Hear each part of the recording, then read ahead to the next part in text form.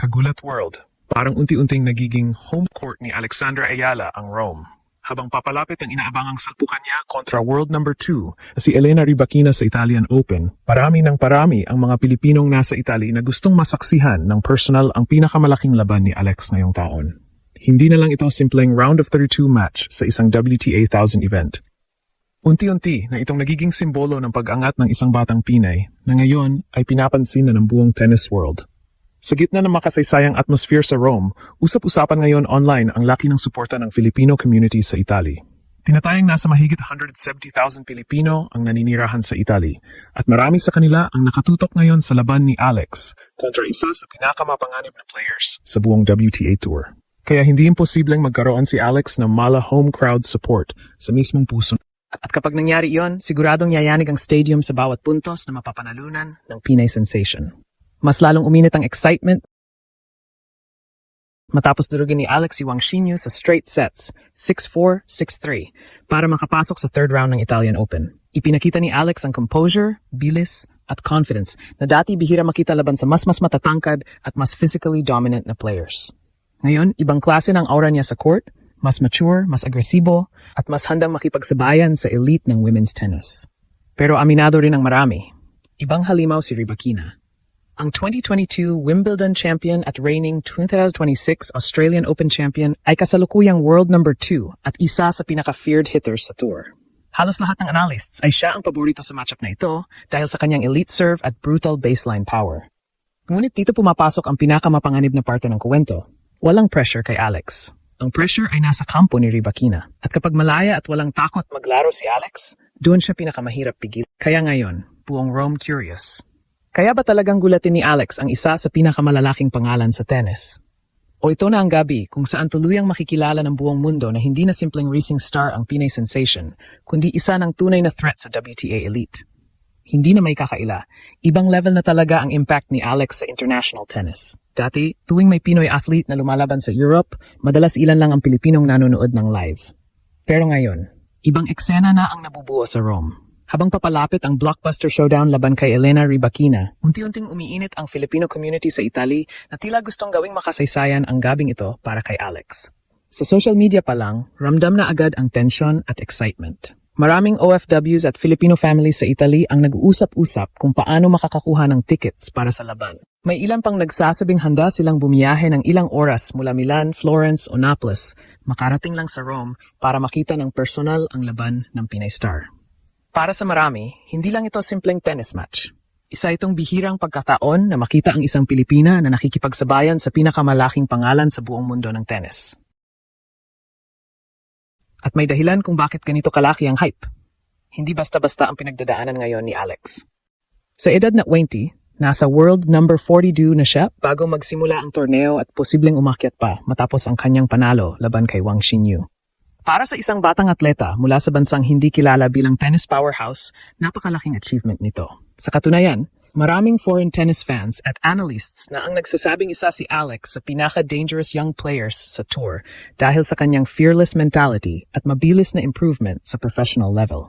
Hindi rin biro ang dinaanan niya bago makarating dito.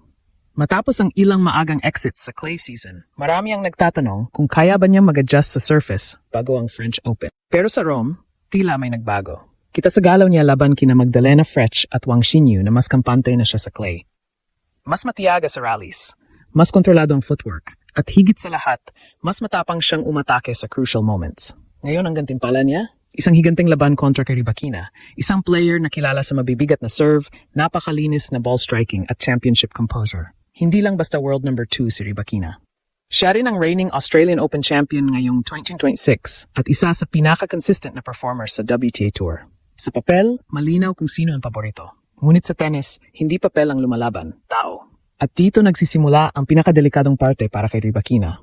Dahil kapag ang isang batang player tulad ni Alex ay pumasok sa court na walang takot at dala ang lakas ng buong Filipino crowd, pwedeng magbago ang momentum anumang oras.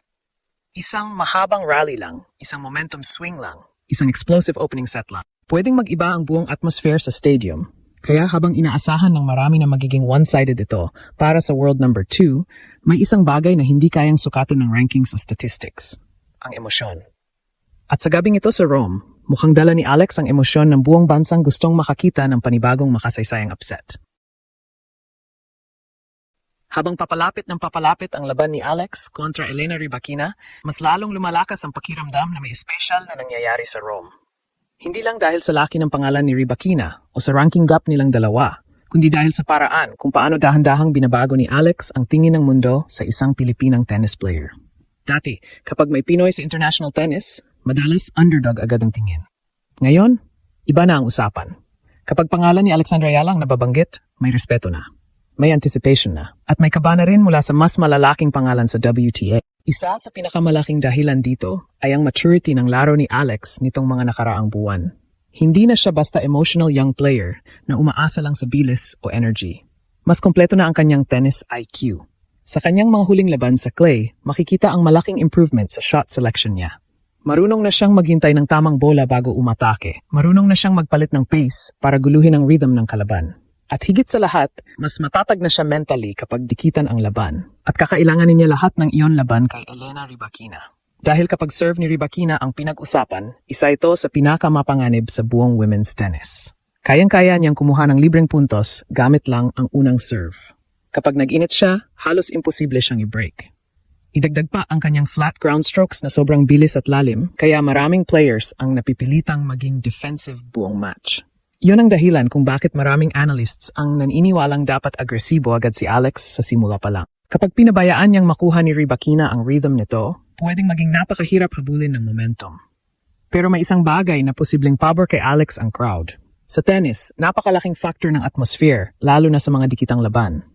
At habang lumalawak ang balita tungkol sa dami ng Pilipino sa Italy na gustong suportahan si Alex, posibleng magkaroon ng kakaibang energy sa stadium. Kapag bawat magandang rally ni Alex ay sasabayan ng malalakas na sigaw mula sa Filipino supporters, maaring makaramdam ng pressure kahit ang isang veteran champion tulad ni Rybakina. Hindi ito basketball o boxing na sanay ang mga atleta sa sobrang ingay. Sa tennis, minsan sapat na ang emotional momentum para maapektuhan ang concentration ng isang player. At ito ang klase ng moment na pwedeng magbago ng career trajectory ng isang atleta. Kapag nagawa ni Alex na makipagsabayan, o mas malaking sorpresa, matalo si Rybakina, hindi na lang ito magiging simpleng upset story. Posibleng ito na ang tuluyang magtulak sa kanya bilang tunay na global tennis superstar mula Asia. Tandaan, bata pa si Alex. At bawat malalaking laban na tulad nito ay dagdag experience, dagdag confidence at dagdag belief na kaya niyang makipagsabayan sa kahit sino. Kaya ngayon, hindi lang Pilipinas ang nakatingin. Hindi lang Italy ang curious. Pati ang international tennis world gustong makita kung hanggang saan talaga kayang dalhin ni Alex ang kanyang fearless rise. Dahil sa Rome, pakiramdam ng marami, may isang malaking tennis moment na malapit ng sumabog.